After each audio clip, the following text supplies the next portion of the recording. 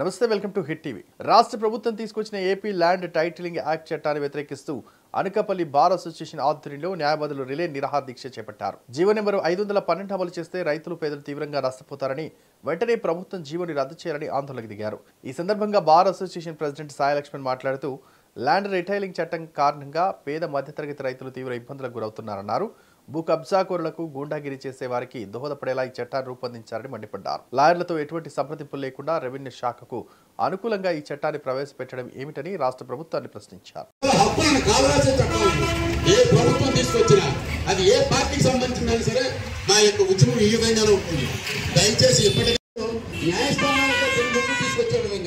ఎందుకంటే చాలా వరకు ఇప్పుడు పెండింగ్ లో ఉన్న కేసులు అయితే ఈ భూమి హక్కులకు సంబంధించి ప్రభుత్వ పాలనలో ప్రభుత్వ అధికారంలో ఉండే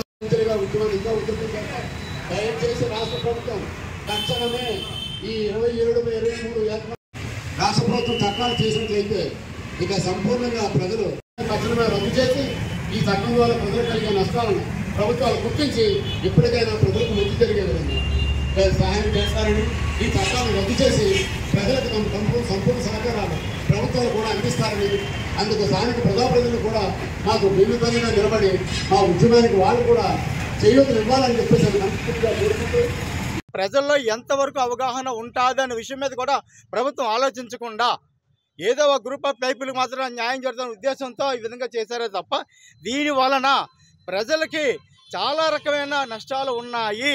ఎందుకంటే ఈ యొక్క చట్టాన్ని ఆల్రెడీ మహారాష్ట్ర గవర్నమెంట్ ఏర్పాటు చేసిందండి, రాజస్థాన్లో ఏర్పాటు చేశారండి. కానీ రాజస్థాన్లో ఆల్రెడీ చట్టాన్ని మూసేశారండి. ఎందుకంటే ఇది ప్రజలకు అవగాహన లేని చట్టం అండి. వాళ్ళకి ఆస్తి మీద వాళ్ళకి తెలియకుండా పేర్లు మారిపోతాయండి. అండి ఒకవేళ పేరు మారిపోతే 2 సంవత్సరాలకు చూసుకోలేకపోతే ఆస్తి వాడిది కాదండి. సో అటువంటి రకాల చట్టాలు తయారు చేసి ప్రజల మీదకి ఇవ్వడం జరిగిందండి. ఈ చట్టాలు మొత్తం ప్రజలకు ఏ విధమైన ఆమోదయోగ్యం కాదండి. అదేవిధంగా మీడియా మిత్రులు ముఖ్యంగా చెప్పేది అంటే ఈ చట్టం గురించి ప్రజలకు అందరూ అవగాహన జరిపించాల్సిన బాధ్యత మా ద్వారా అంటే మీ ద్వారా మేము తెలియపరుస్తున్నాం అండి.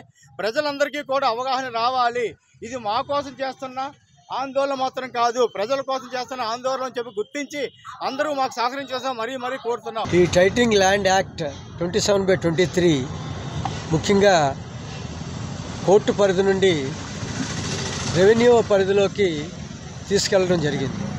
దీన్ని కేంద్ర ప్రభుత్వం డిజిటలైజేషన్ ద్వారా ఇటీవల చేసిన మార్పుల్లో మన రాష్ట్రం ముఖ్యంగా ముందుకు వచ్చింది.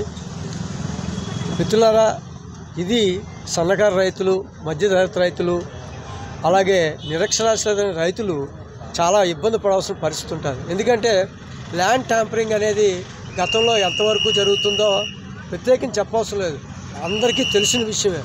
ఇప్పుడు ఈ చట్టం రెవెన్యూ వారి పరిధిలో పెట్టడం వల్ల ఈ దొంగోడి చేతిలో తాళం పెట్టినట్టు అవుతుంది.